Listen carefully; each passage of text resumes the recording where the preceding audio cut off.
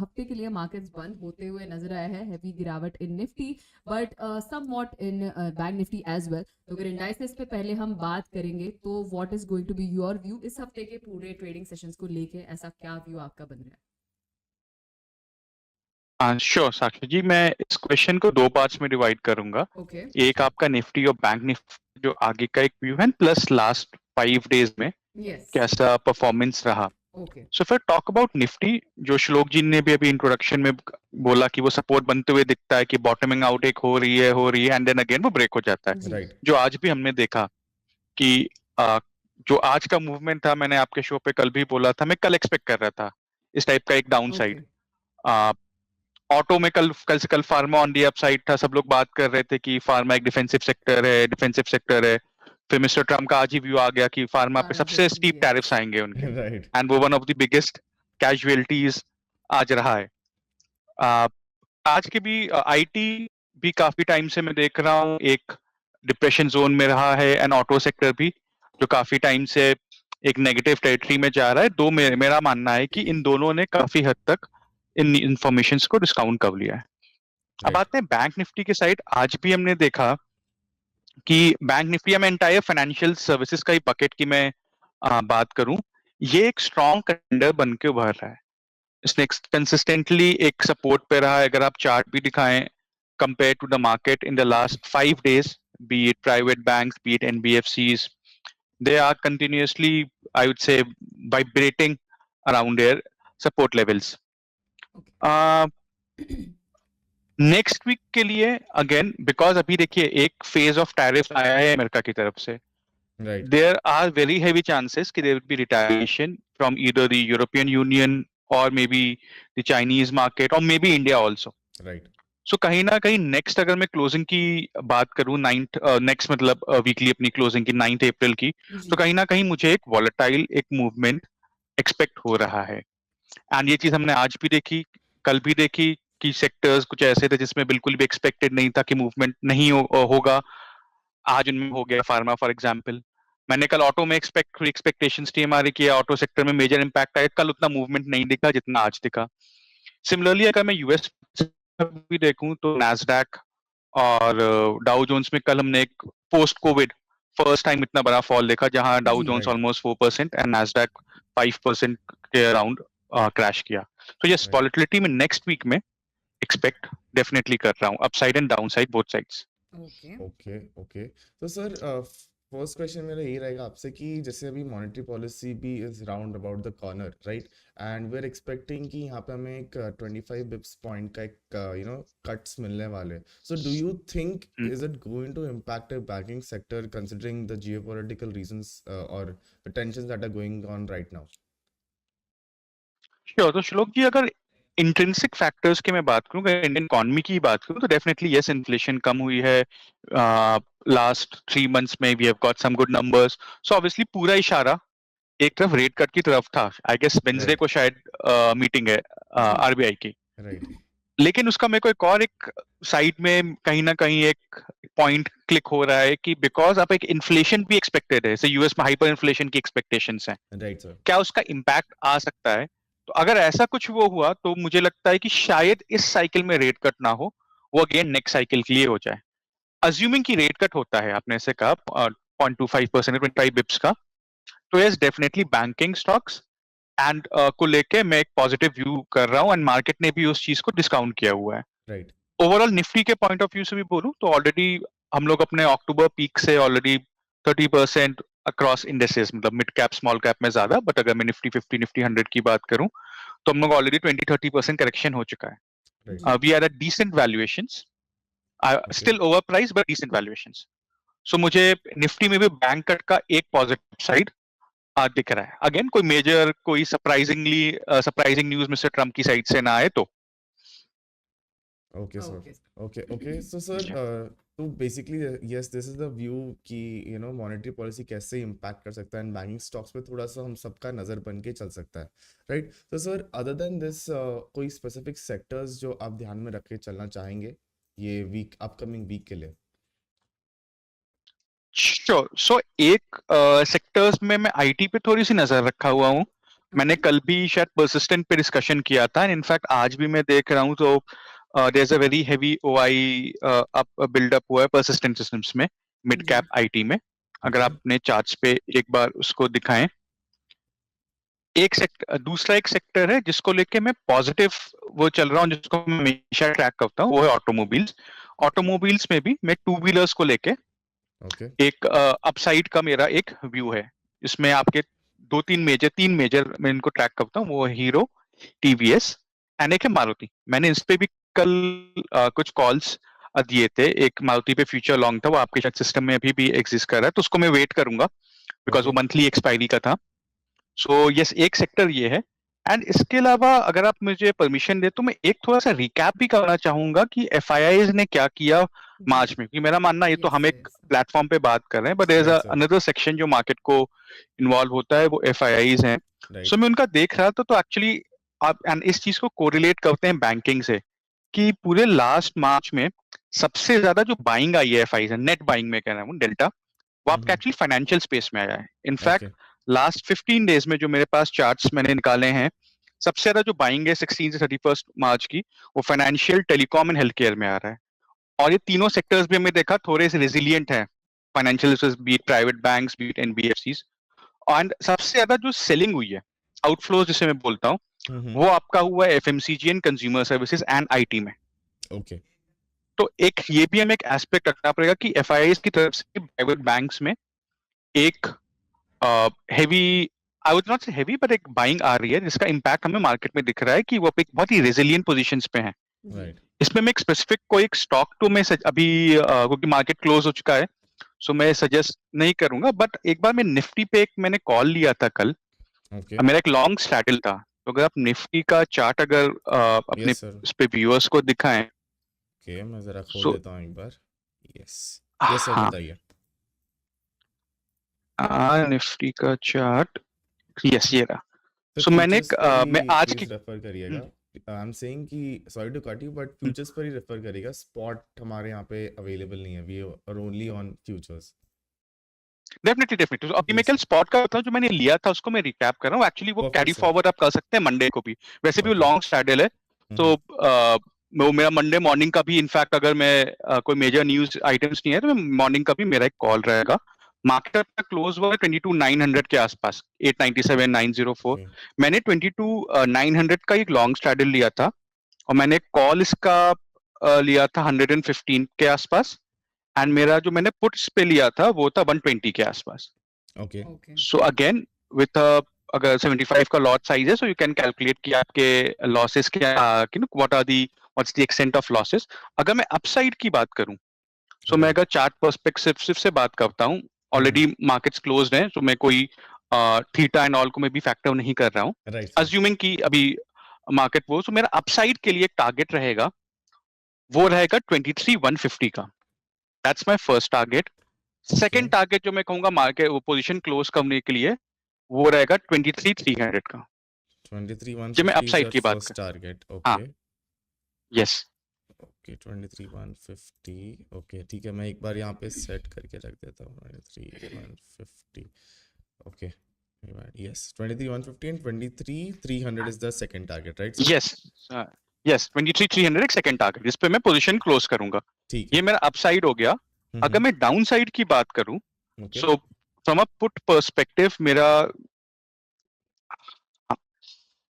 एक टारगेट रहेगा 22,700 का। 22,700 का सर, इतना स्टीप यस, ड्रॉप एक्सपेक्ट कर रहे हैं मार्केट से? 200 पॉइंट का। Yes, okay. मैंने कहा मैंने Okay. Next week actually volatility expect कर रहा हूँ। हाँ हाँ।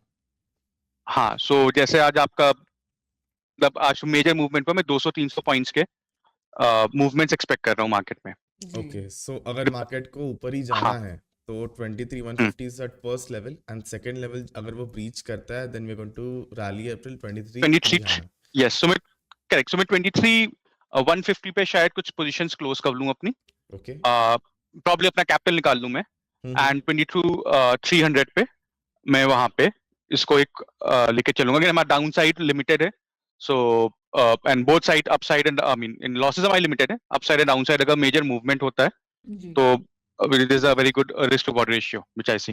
परफेक्ट है एंड लोअर एंड पे आपको लग रहा है 22,700 इज दैट जोन, सो करीबन 200 यस, पॉइंट जहाँ पे 200 200, पॉइंट का मूवमेंट, हाँ। यस यस, सो काफी लाइक आप, मुझे ऐसा लग रहा है सर आप बेरिशर्स पे थोड़ा ज्यादा इंक्लाइंड हो as compare to your bull run. So perfect, and आपने यस। स्ट्रैडल भी बताया कि आपने एक लॉन्ग किया हुआ है सर। लॉन्ग स्ट्रैडल करने का कोई कोई एस्पेक्ट था, were you looking at IVs और were you looking at some other data pointers? देखिए, मेरा एक लॉन्ग स्ट्रैडल का सिंपल से रीजन ये था कि मैं वॉलेटिलिटी एक्सपेक्ट कर रहा हूँ मार्केट में, एंड ऑब्वियसली राइट एक अगर साइडवेज मेजर मूवमेंट नहीं होता तो लॉन्ग स्ट्रैडल से उतना आप रिटर्न एक्सपेक्ट नहीं कर सकते हैं। इट फेल्स बिकॉज राइट अब यू आर बेसिकली आपका प्रीमियम डिके हो रहा है, सब लूज आउट कर रहे हैं। राइट, आज हमने देखा gap down kind of opening, yes similarly sir, मैं गैप अप भी एक्सपेक्ट कर रहा हूँ। तो इसीलिए राइट, मैंने कहा कि मैं इस टाइप की openings because of the geopolitical reason जो मार्केट में न्यूज चल रही है, हम्म, इसलिए इस पोजीशन को मैंने कैरी फॉरवर्ड किया ओके ओके, परफेक्ट है। Perfect perfect. तो ये सर सेक्टर वाइज, जैसे अभी मैं एक्चुअली से आपसे एक और एक सवाल पूछना चाहता कि सेक्टर्स में से कि मेटल सेक्टर पे आज काफी प्रेशर हमें देखने को मिला था, yes. So is there any view आप जो शेयर करना चाहेंगे या कोई डेटा पॉइंट जो हम मे बी मिस कर रहे हो? एक्चुअली श्लोकी, मेटल्स पे तो मेरा कोई मेजर व्यू पॉइंट नहीं है। आज दो मेन लैगर्ड्स थे, वो ओके, मेटल, आईटी एंड आपका कैपिटल गुड्स ही था जो टॉप थ्री के मैं बात करूं। सो राइट, मेरा मेटल्स पे तो कोई व्यू पॉइंट नहीं है। हाँ, मैंने लास्ट मंथ आपके यहाँ जब शो किया था तब हाँ मैं हाँ, लेके उसको एक बुलिश था, हुआ जी भी right actually. Sir, for few days we saw a very high upside happening in all metal stocks. Right, China का इकोनॉमिकल स्टिमुलस आया था गवर्नमेंट से, लेकिन उसके बाद फिर ये टैरिफ्स आ रहे हैं, सो मैं इसको लेके थोड़ा सा अवॉइड करूंगा सिचुएशन ओके, कि okay probably I wait and watch, मैं उस पे कोई व्यू ओके पॉइंट देने से पहले। ओके सर, आई रिमेम्बर आपने ऑटो सेक्टर के बारे में I think few sessions back बात की थी। तो अभी जैसे ऑटो आज के दिन थोड़ा ड्रैग होता हुआ नजर आया, ऑटो पे आपका क्या व्यू रहने वाला है? तो साक्षी जी, मैं ऑटो में बहुत सिलेक्टिव रहूंगा। मैंने शायद कल भी इस पे बात की थी। तो मैंने दो तीन स्टॉक्स थे जो तो मैंने कहा जो वल्नरेबल है बिकॉज ऑफ टैरिफ्स, जी जैसे टाटा मोटर्स था। अगर मैं ओईएम्स में बात करूं तो मुझे शायद भारत फोर्ज एंड आर के फोर्ज, रामकृष्ण इंजीनियरिंग की भी शायद मैंने बात की थी, और ये तीनों ही आज biggest one of the largest losers थे अगर मैं राइट सेक्टर सर, की बात करूं। यू राइट, तो मैं ऑटो में चेरी पिकिंग करूंगा। मैंने कहा ओके मैं टू व्हीलर्स को लेके बिकॉज इंट्रिंसिकली साउंड है। सो मैं हीरो टीवीएस के मैंने कल भी शायद कॉल्स दिए, तो जी मैंने एक महीने पहले कैश कॉल्स दिए थे। एंड मुझे याद आ रहा है, शायद मैंने नोट्स में लिखा है 2200 का मैंने बोला था एट दैट, और कल शायद 2480 के आसपास क्लोज हुआ था। सो श्योर, कैश सेगमेंट में भी और ऑटो में स्पेसिफिकली टू व्हीलर्स को लेके मेरा बुलिश व्यू है। मुझे लग रहा है कि ये सेक्टर जो उतना इंट्रिंसिकली इफेक्ट नहीं होते, जस्ट बिकॉज एक नेगेटिव सेंटिमेंट बना हुआ है, इनकी पिटाई हो रही है। राइट सर, तो राइट, मेरा इस पे ये एक व्यू पॉइंट है यहाँ से लॉन्ग टर्म के लिए। परफेक्ट ओके परफेक्ट, परफेक्ट ठीक है सर। तो सर जैसे हमने काफ़ी सेक्टर्स के ऊपर चर्चा कर ली है, हमने मॉनेटरी पॉलिसी पर भी एक व्यू ले लिया एंड टैरिफ्स को लेकर भी काफ़ी रिटालिएशन जैसे आपने बोला हो सकता है from the governments as well. तो sir what do you think, is the Indian government also going to do some kind of retaliation और are we going to negotiate further? देखिए, रिटेलिएशन से मुझे लगता है कि किसी का फायदा नहीं होता, to be very candid. And हम अपने अगर हम थोड़ा इकोनॉमिकल एस्पेक्ट से देखें, वी हैव इकोनॉमी का 60%, 50 to 60% comes from the services sector. Services में भी primarily it's IT sector, and IT sector में भी मेजर रेवेन्यू सोर्स हमारा होता है यूएस एंड यूरोप साइड से। हम्म, सो मैं उस पे ऑब्वियसली गवर्नमेंट का भी मुझे अभी तक कोई ऐसा रिटेलिएटरी व्यू नहीं लगा। हाँ, डेफिनेटली एक नेगोशिएटरी व्यू लगा कि अगर 26-27% जो नंबर्स डिस्कस हो रहे हैं, जो है उस पे शायद मैं हो सकता हूँ कि शायद क्वेश्चन मिले। इनफैक्ट आज मिस्टर ट्रम्प का भी आज सुबह ही मैंने दोपहर में मैंने उनका न्यूज एक स्टेटमेंट सुना।